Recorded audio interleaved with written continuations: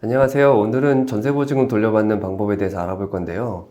집주인이 갑자기 연락 두절되거나 지금 줄 돈이 없으니 다음 세입자 올 때까지 기다리라고 하면 어떻게 해야 될까요?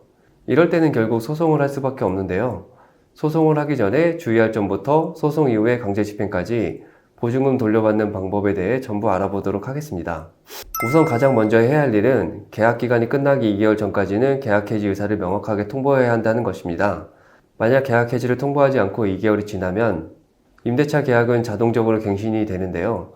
물론 이렇게 갱신된 경우에도 임차인은 언제든 계약을 해지할 수 있지만 이렇게 갱신된 이후에는 계약 해지를 통보한다고 바로 해지되는 것이 아니라 임대인이 계약 해지 통보를 받은 날로부터 3개월이 지나야 계약 해지가 된 것으로 봅니다.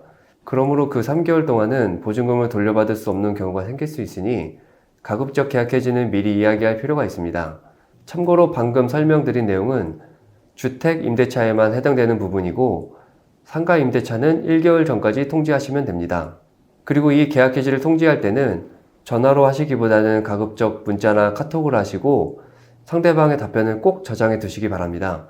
법적으로 계약 종료 통지는 상대방에게 도달해야 효력이 발생하는데요. 만약에 상대방이 고의로 문자를 보지 않는 경우에는 또 다른 방법을 강구해 보셔야 합니다.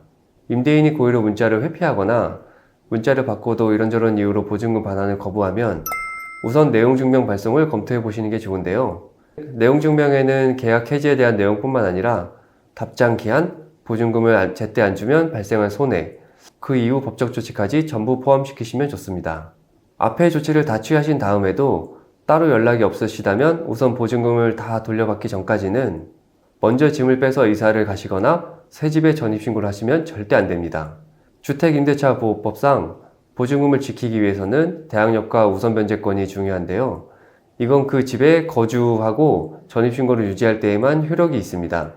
만약 돈을 안 받았는데 이사부터 가버리시면 나중에 그 집이 경매로 넘어가더라도 배당 순위가 뒤로 밀려 보증금을 통째로 날릴 수도 있습니다.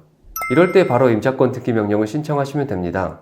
임차권 등기가 되면 이사를 가고 새 집으로 전입신고를 하시더라도 기존의 대항력과 우선변제권이 그대로 유지됩니다. 또 등기부에 임차권 등기가 등기되기 때문에 그 집은 새로운 세입자를 구하기도 어려워지고 대출도 막혀서 집주인에게는 또 다른 부담이 됩니다. 여기서 주의할 점이 있는데요. 신청서만 접수했다고 바로 이사 가시면 절대 안 되고요. 실제 등기부 등본에 주택임차권이 등기된 것을 눈으로 직접 하시고 난 뒤에 이사를 가셔야 합니다.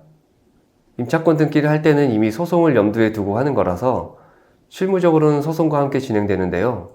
두 가지 방법이 있습니다. 하나는 지급명령 신청, 그리고 또 하나는 보증금 반환 소송입니다.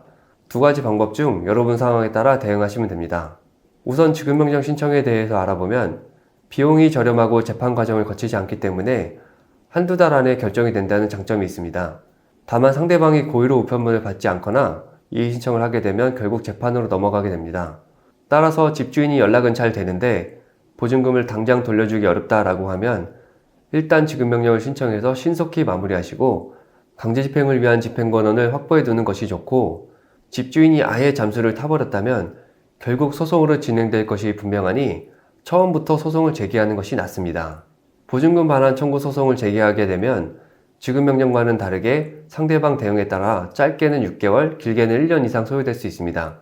다만 상대방이 우편물을 계속해서 송달받지 않는 경우에는 공시송달으로 소송이 진행되기 때문에 소송이 빠르게 마무리될 수 있습니다.